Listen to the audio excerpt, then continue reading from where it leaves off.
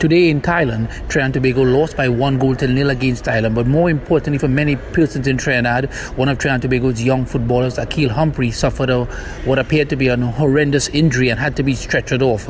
We have just spoke with the doctor for the team, Dr. Dowlat, and he has good news. Let's listen to the interview with Dr. Dowlat a few minutes ago here on I-95.5 FM. We are here with Dr. Israel Dowlat, head of the medical team for the Trinidad and Tobago senior men's football team, and he just came back from the hospital with midfielder Akil Humphrey, who sustained an injury in the game versus Thailand a couple of hours ago. Doc, what's the prognosis? Well, first of all, I'd like to let people know that Akeem is okay. He did sustain injury to the neck and lower back, actually involving the entire spine, to be quite honest. He was taken to the hospital where numerous tests were done, including x-rays, which revealed that thankfully nothing was broken or dislocated. He just sustained soft tissue injuries to both the neck, thoracic and lumbar spine. Injuries of that nature, how long we looking at the youngster will be out? It's actually quite difficult to say. Soft tissue injuries can lead to of this nature, because this is a violent nature type injury. It can lead to significant muscle spasms. So typically it can be anywhere from 2 to 4 weeks, but only time will tell, of course. Doc, we have a long ride home, some 25 hours in the air with various stops. Will Akeem be able to travel with the team at this point? Yes, he will be able to travel, but will be in significant discomfort. The next 24 to 48 hours, unfortunately, will be rough for him. But we do have a series of pain medications and muscle relaxants to try and keep him as comfortable as possible. No, as the question that we asked, when it occurred, tell us about the experience. What happened? Well, injuries of this nature are always quite difficult to manage and scary initially, to be quite honest. I don't know if you would have seen the footage, but as soon as he fell, without the referee actually waving me on, I immediately went on to the field of play, because this was a head injury. On initially reaching to him, he was initially unconscious. And his eyes, he was unresponsive, and his eyes were to the back of his head.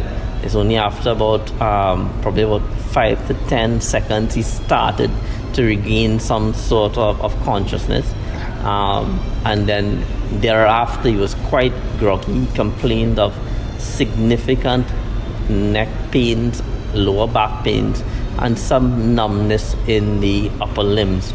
That, of course, is what triggered the whole concern of a spinal injury, not only the mechanism of injury, but the fact that he was symptomatic.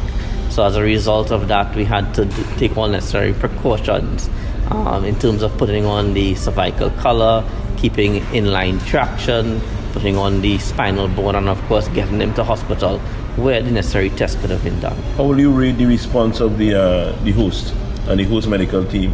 I think they were okay. I mean, the biggest issue for us obviously would have been the language barrier.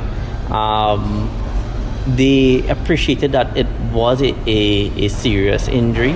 They had all the equipment there in terms of spinal boards, head blocks. The ambulance was made easily available. When we got to hospital, it's a public hospital. There are a lot of people there. He was actually given priority attention at the facility as well.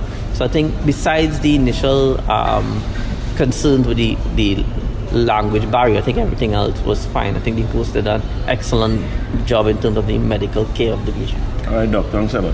Your most testing experience since you've been there?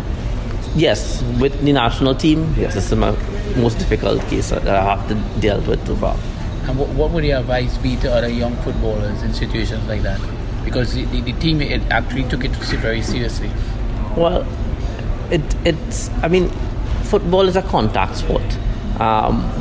It's not so much for the players per se, but this shows that how the management surrounding the game needs to be spot on. We need to have the appropriate equipment, the appropriate personnel who are trained on site to deal with any kind of eventuality. And this is the classic example of that. And as you mentioned earlier, in terms of traveling, you said the next 24 hours is crucial. Do you foresee that should something happen, he may not be able to travel? It all depends, or it's going to be difficult? It really depends, but the initial phase at this point in time looks like he'll be able to travel. Thankfully, we don't leave tomorrow, so he has a little 24 hours where we can really reassess and then make a firm decision. So you'll be able to eat and drink as normal, or not, or difficult? Oh yes. This evening we will fluid restrict him because there will be some degree of swelling to the brain because of the loss of consciousness, and because of the amount of pain as well too. So we will fluid restrict and monitor over the next few hours. So in swelling to the brain, any more x-rays or anything like that will have to be done? No. Should be okay.